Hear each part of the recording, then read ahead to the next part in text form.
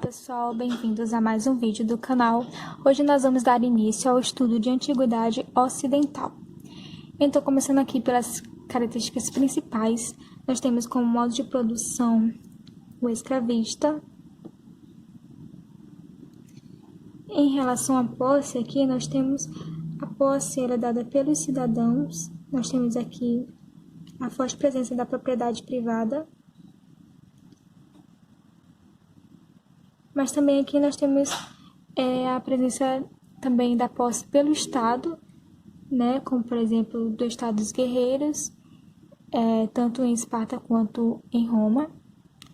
Em relação à base econômica, nós temos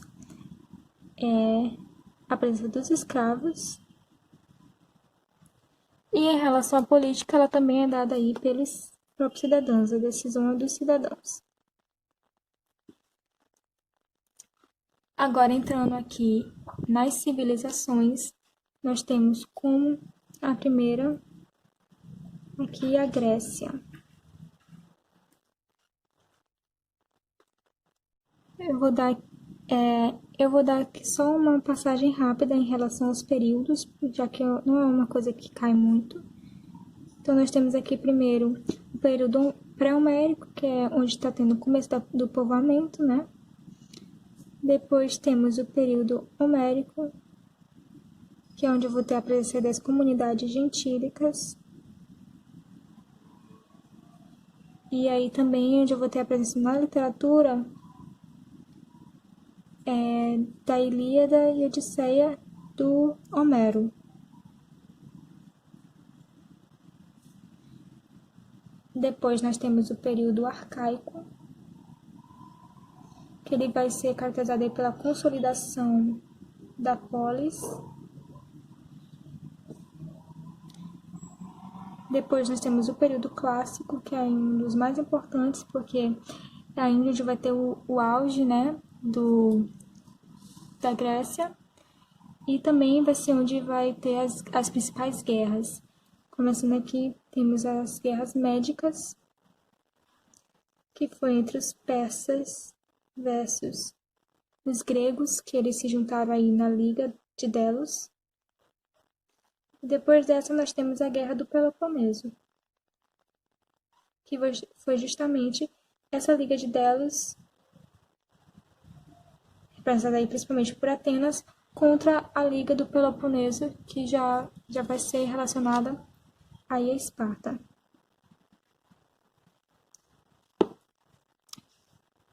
Depois disso, nós temos o período helenístico,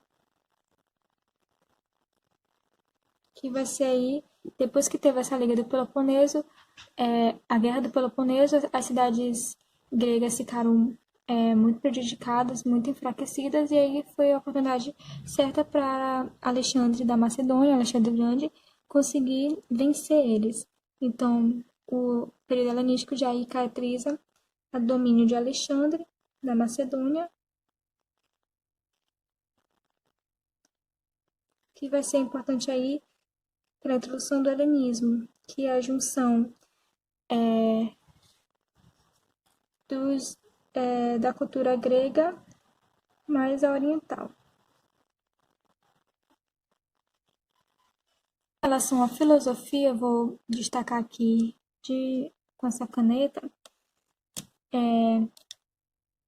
No período arcaico, começamos aqui a ter a presença dos pré-socráticos.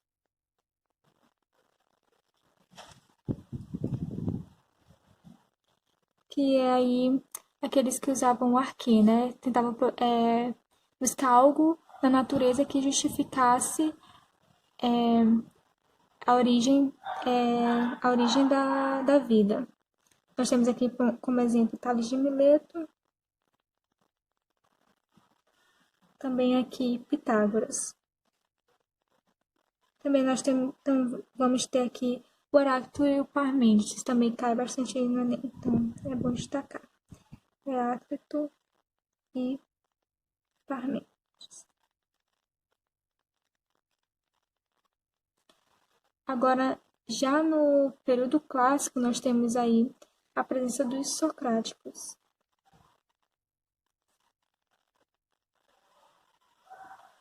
que vai estar representado aí por Sócrates, Platão e Aristóteles.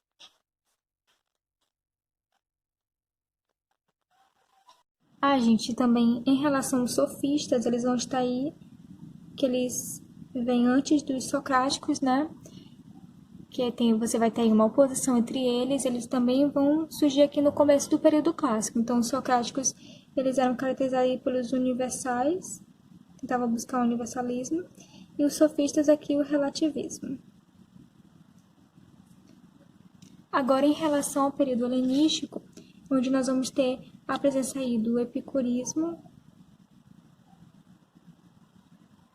do ceticismo e do estoicismo. Então, gente, é uma coisa muito importante aqui dos gregos, por eles estarem introduzindo aí a filosofia, que até então era uma cultura muito voltada para a construção dos mitos, né? Então, agora eles estavam apresentando uma nova forma de você pensar o mundo, né? De uma forma um pouco mais lógica. Agora, entrando aqui dentro das cidades gregas, nós temos como grande destaque a presença de Atenas, que ela vai estar aí uma grande importância que nós podemos destacar em relação a Atenas é a questão da democracia. Então, nós temos aqui como os principais legisladores a presença aí de Drácon, que ele foi responsável pela introdução das leis escritas, que foi considerada aí leis muito severas, por isso daí o termo, né, leis draconianas. Agora nós também temos a presença do Solon, que ele vai ser o responsável por acabar com a escravidão por dívida, então que acaba com a escravidão por dívida. Então, só fica agora a escravidão por guerra. E ele também é responsável por dividir a cidade por critério de renda. Além disso, outra coisa importante que o Solon também propôs foi a questão da isonomia, que é justamente a igualdade perante as leis.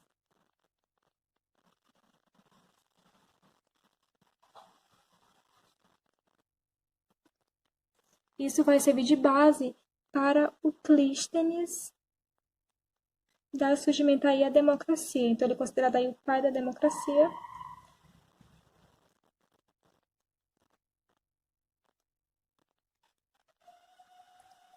E aí, por ele estar estabelecendo aí o regime democrático. E tem como base não só a isonomia agora, mas também a isocracia e isegoria.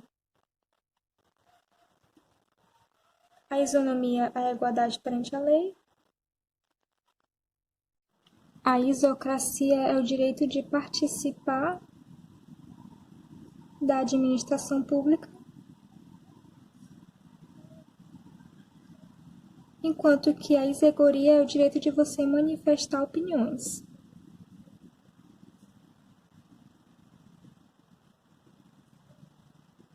Agora, em caminho contrário a Atenas, nós temos aí a presença de Esparta. Então, como regime contrário à democracia, nós temos aí uma diarquia. Essa diarquia é constituída assim por você ter um conselho de anciãos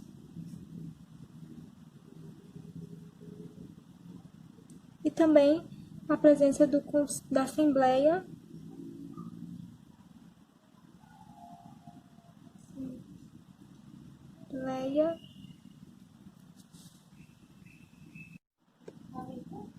de cidadãos,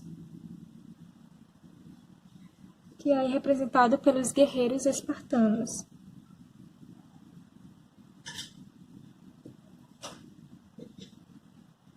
Por ser uma cidade muito voltada para o militarismo, era muito comum nessas cidades haver eugenia pela eutanásia, ou seja, era o sacrifício aí daquelas crianças, daqueles indivíduos que não estavam aptos fisicamente para entrarem no exército. Entrando aqui em Roma,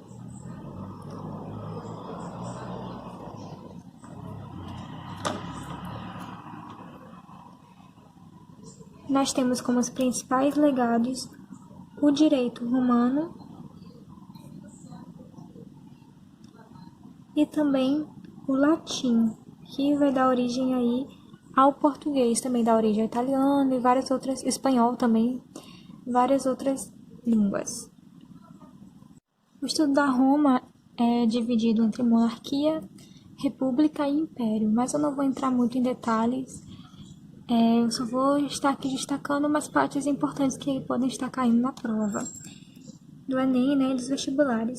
Em relação à república, tá aqui, república, nós temos 3 divisões: o Senado, a magistratura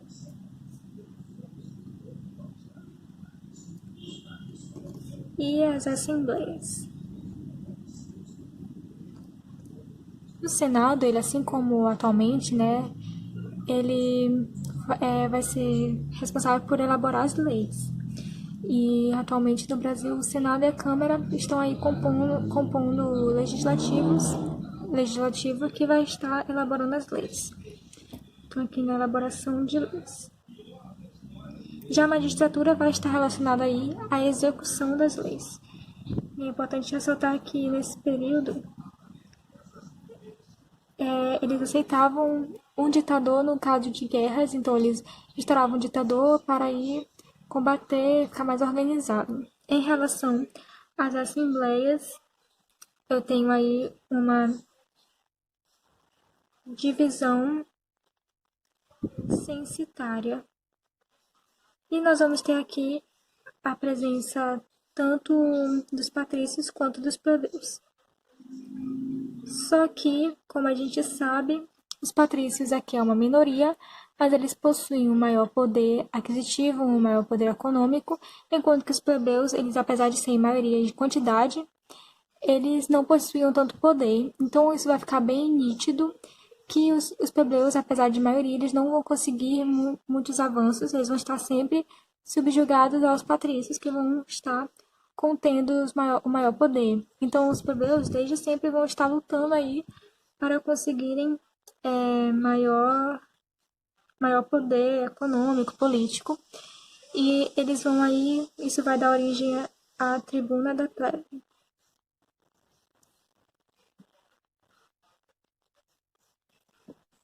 E então a tribuna da plebe, ela vai ser importante aí para a constituição das leis a favor dos plebeus.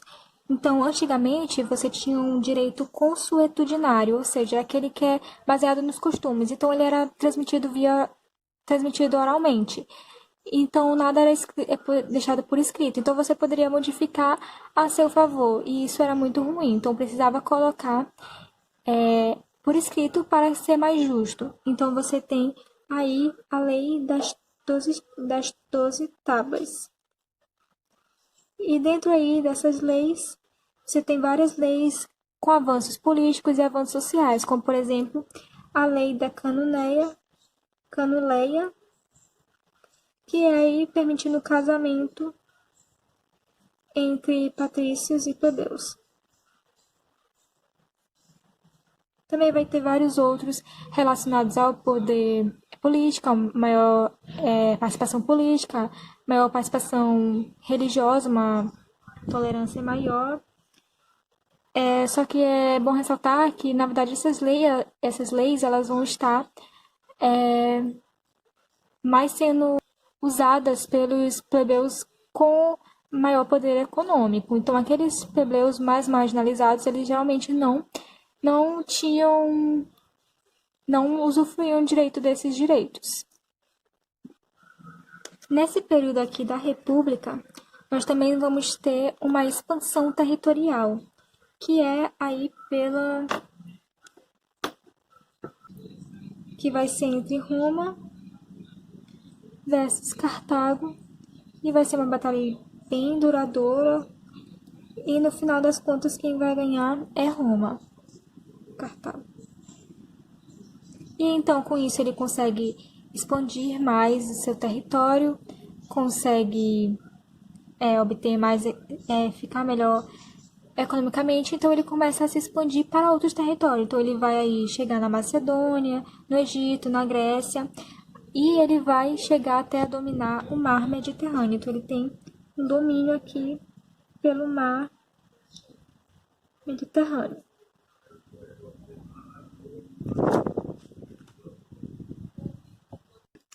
Só que essa expansão, ela foi muito favorável para aqueles que já detinham o maior poder econômico, enquanto que a maioria da população, composta aí por camponeses, eles não estavam recebendo todos esses benefícios. Então eles começaram a fazer um êxodo rural, eles começaram a sair do campo e ir para as cidades. E nas cidades eles também não conseguiam muitas coisas e eles começaram a surgir uma nova classe que era dos proletários.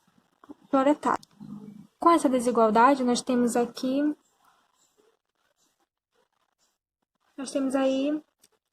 as reformas dos irmãos Gracos.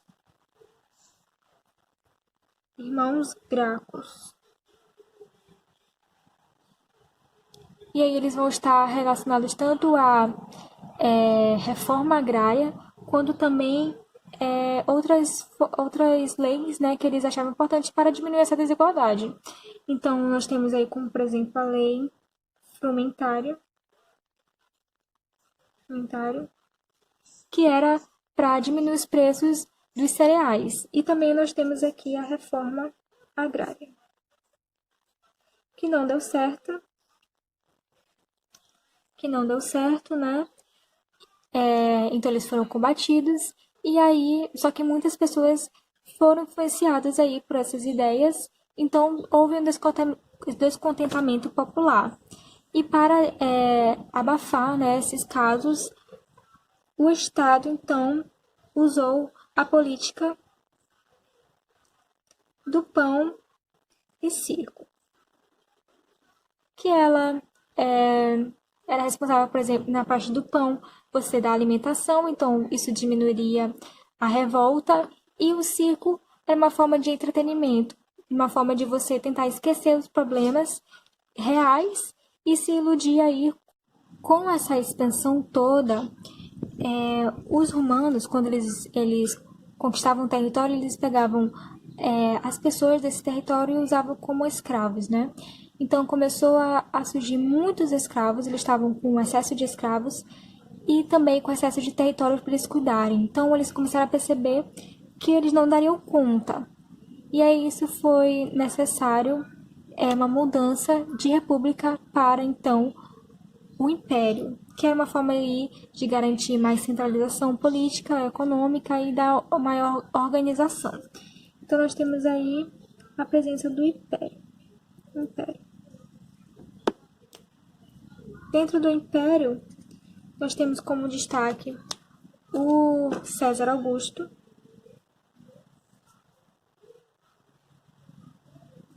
que ele, assim como o Péricles na Grécia, que foi conhecido como século de ouro, o César Augusto também foi conhecido como século de ouro por ele ter investido aí bastante na cultura. Então ele construiu templos, teatros, também ele construiu escolas, bibliotecas, investiu também em poetas, artistas, que era uma forma aí de enriquecer a cultura. Coisa também importante aqui do César Augusto é que ele introduziu aí a Pax Romana, que ela foi justamente uma forma aí de tentar diminuir a sua expansão, então diminuir as guerras e no caso agora defender os territórios que eles já tinham conquistado. Então eles começam aí a militarizar algumas fronteiras como forma de defesa e conseguir unificar aí todos os territórios que eles já haviam conquistado como uma forma de deixar mais organizado. Só que mesmo com todos esses esforços, Roma aí, ela enfrentou vários problemas, inclusive ela começou a ter um déficit econômico, ou seja, ela estava gastando muito mais do que ela estava arrecadando, e então ela começou a ter várias crises. E aí no governo de Teodósio, ele dividiu Roma entre Império do Ocidente e Império do Oriente. E aí, Império do Ocidente versus a do Oriente. Para aí ficar mais fácil de eles conseguirem controlar. Mas no caso, mesmo assim, vários povos começaram a atacar essa parte ocidental, como por exemplo os francos, que deram origem aí à França, os saxões, que deram origem ao Reino Unido, os hunos também, vários povos aí considerados bárbaros começaram a invadir o Ocidente. E então eles não conseguiram combater, e em 476 depois de Cristo, né, você vai ter aí a queda do Império Romano do Ocidente, terminando então a parte da Idade Antiga. E aí vamos começar a Idade Média.